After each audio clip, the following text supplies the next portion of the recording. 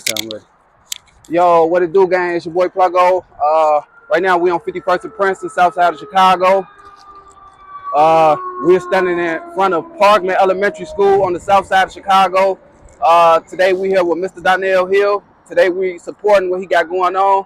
He has a fundraiser coming up on May 22nd, and we want to try to get as many people to come out as possible because of we are, like he said, we are looking to revitalize our community and bring back old times and make sure that we are able to get Parkman Elementary School open again. So it's going to be a progress, you guys. It's going to be a progress, and we're going step by step, step by step, step by step. And right now we're on step one, and we need everybody in the community to come out and show support. But I'm gonna pass it to Mr. Dionell Hill, Pastor Dionell Hill. He's a pastor, by the way, and I'm gonna let him go ahead and explain what he has going on and introduce himself. Uh, First of all, just always give honor to the Almighty. Um, my name is Dionell Hill. Everybody around here know me as Dionell Hill. Most people these days know me as Pastor Dionell Hill. And I'm out here with my brother Pluggo. Thank you for your support already for being able to help get this message out there. It's important that we get this unification going on with our young guys out here in the streets and everything. So I definitely look forward to that. And the initiative is to, like he was saying, revitalize, renovate. To get back, and bring back hope through making sure that buildings like this inside our communities don't just get washed away, torn down by outside developers coming in and placing things inside our community that definitely doesn't fit our need. Okay, okay. So you're a community activist and everything, right? Like Pretty basically much, that's yeah. I okay. try He's a to, community yeah. activist, pastor. He's in the churches and all of that. You guys, Donnell Hill. And this is an exclusive version of one of my podcasts that I'm doing right now. I'm gonna go around talking to more community activists and pastors, whatever I can do to push the peace. But right now, I got a few questions for him. And okay, I had seen your Facebook. You had posted a video a few days ago, and you was basically saying that you wanted to do something like renovate Parkman Elementary School. And I wanted you to break down the word renovate because I'm sure that it was a lot of other people that was thinking the same thing. What does he Hmm. mean by renovate? And I just want to know: do you mean like community, or do you mean like education, or just explain what you mean by renovate? Definitely, in what you said, all in one. This renovation project that we're trying to come up with is pretty much is to, like we say, revitalize this community. One things that I could tell you about us over here on Princeton, which even though they made us as Inglewood community now, we are full apart, and we're gonna always address that and such. We've been like that for over 50 years, 60 years. We got grandparents. You know what I'm saying? You're looking at even us. We are the roots of the bloodline that come from here. So when we talking about renovating, we talking about this building right here, who has been around over 100 years. First of all, becoming a historical landmark. Okay. Uh, uh, and then doing that through the process, also renovating it into how it will help our past, how it will help our present, and how it will help our future. Okay. You have a lot of people like, and then this is not the only building. We just so happen to have the best structure, Okay. the least expensive building to bring back. Um, Okay. but with this building, the way it looked, we did a tour on the inside. The way that it looked, it's still wonderful. It looked just the same. Only thing about it, you know what I'm saying, you got paint peeling off the wall. That happens over 15 years, you know what I'm saying? Okay. Long time, you know what I'm saying? Okay. It's definitely Okay. easy to renovate. Okay. So you also said something about control. Hmm. When you said you want the community to control the building and stuff like that, I wanted you to also tell me by whom do you mean control? Is it like an individual? Is it like a community type of thing, or like what do you mean by control? Definitely community, definitely community. One thing that I believe that, no one man can control nothing without support of many behind him. Okay. So with the control, what we want is we want stakeholders, Okay. homeowners, that's taxpaying citizens to have the voice on what we think.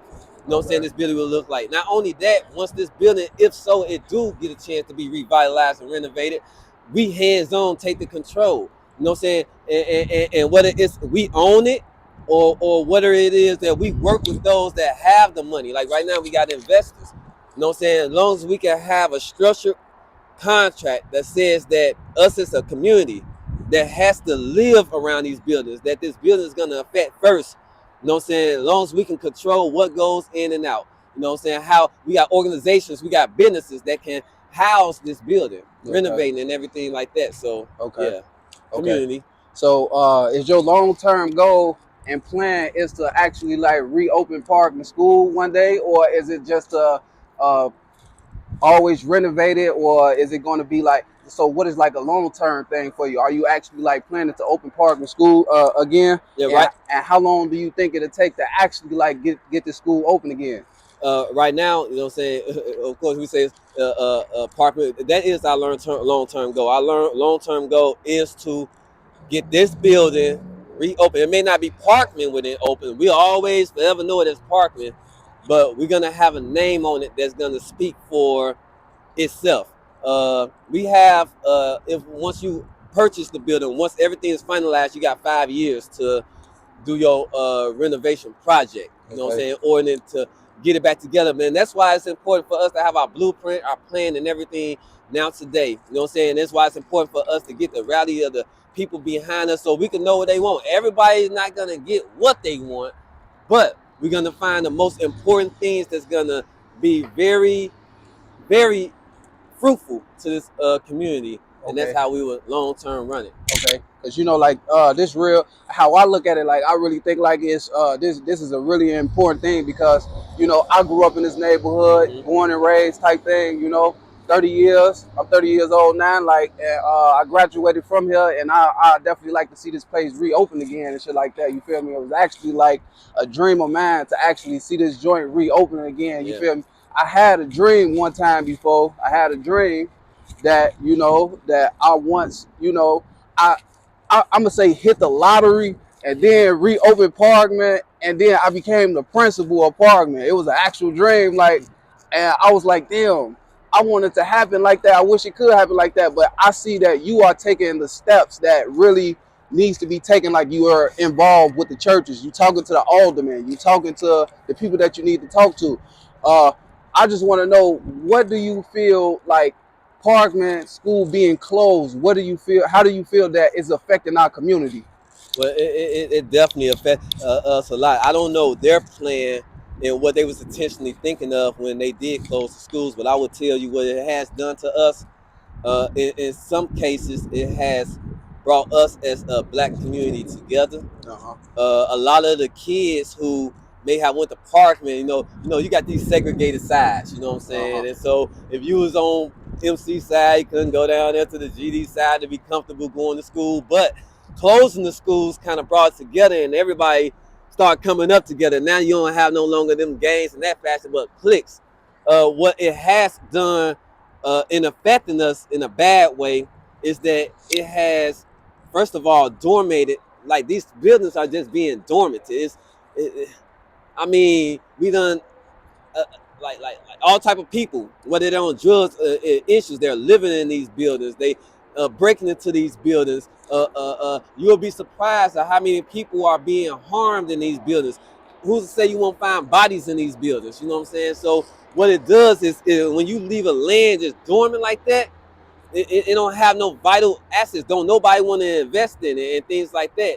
And we've been quiet over here. We've been mostly a residential community that's full of love. You know what I'm saying? Okay. Everybody know each other. So it's like we feel like we just stalled and we feel like nobody paying attention to us if we don't have no economic, you know what I'm saying, thing like that here inside of our community. Okay. You know what I'm saying? Okay. Okay. It quiet us a lot. So you said May 22nd and June 17th. I want you to explain what's going on May 22nd and also what's going on June 17th for everybody out there that don't know, because we trying to make sure that we get everybody to come out to support. So I want you to explain what's going on May 22nd. May 22nd, we are hosting our first fundraiser. This fundraiser is to allow us to come up as a community with the monies that we need. You know, they say that it's $25,000 to even start the bid. So, right now I'm working with different leaders, stakeholders, anchors inside of our community, where we will be doing a fundraiser that will fit that need. We also having an investor, and investors got the money.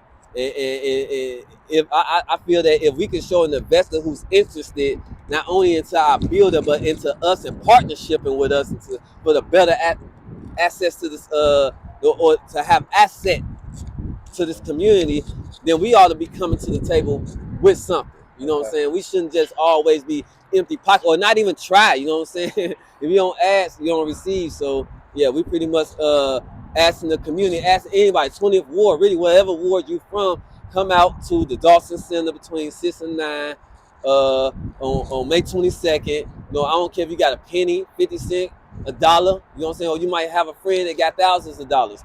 We're asking you to bring your pocket checkbooks and let's see how we all can play a role in making sure that we be a part of this movement.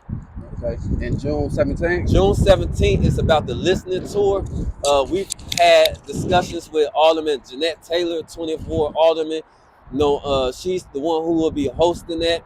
The listening tour is supposed to be about the community coming out and hearing, initiatives concerning what the alderman would like to, what you call, see what the community has to say about it.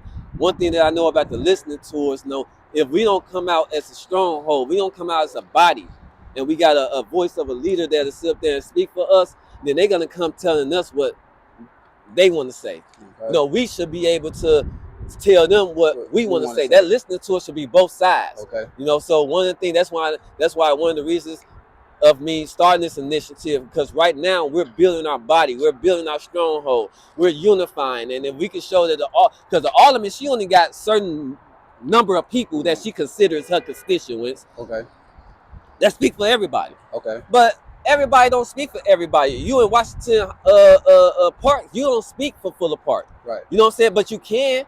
Right. If we all know each other, if you have a representative from here, if you have a representative from somewhere in Inglewood, Washington Park, you bring that body together. Now she can sit up there and she can say, at least I have a relationship with everybody, because one of them bodies speaks for everybody. Right. And right now, I feel that she got her own constituent body, and it's my job to add on to that and building relationships. But we gotta have a body. Okay. You know what I'm saying? And so I said, let me be the voice, like Dirk is, voice of the streets. I'm the voice of the people. All right. It's your boy Pluggo. We here exclusively with Dionell Hill. We pushing the peace, and we trying to make it happen for our neighborhoods. We definitely trying to make it better for our neighborhoods, and it's step by step. And the more people that they actually try to be active with our movement, with his movement, the better the things is gonna be for us. So definitely. Make sure y'all come out May 22nd to the fundraiser. Where's it gonna be at? It's gonna be at the Dawson Center down on 39th. I think that's 3901 South State Street. It's the Dawson Center inside the dining area. It really ain't no dining hall. It's a real nice hall. It's gonna be starting at 6 o'clock. From 6 to 9, we ask you come, and we kind of call it a gala because we want to come see people come in their best. Okay. You know what I'm saying? This is what this thing is all about. Like my brand is called Revved Up. Okay. And if you rev up an engine, it's run, it elevates you. So we want to see people come at your best. You ain't got to come in no flat suit, dress, but no, come dressed up in a way where we showing an improvement already, just showing up on that day like that, hey, we are well committed to doing the right thing by our communities. So we call it a gala. But that's how we doing it, y'all. We in motion with all this. Make sure y'all tune in May 22nd, and we're going to keep y'all posted. It's your boy Pluggo, and we out of here.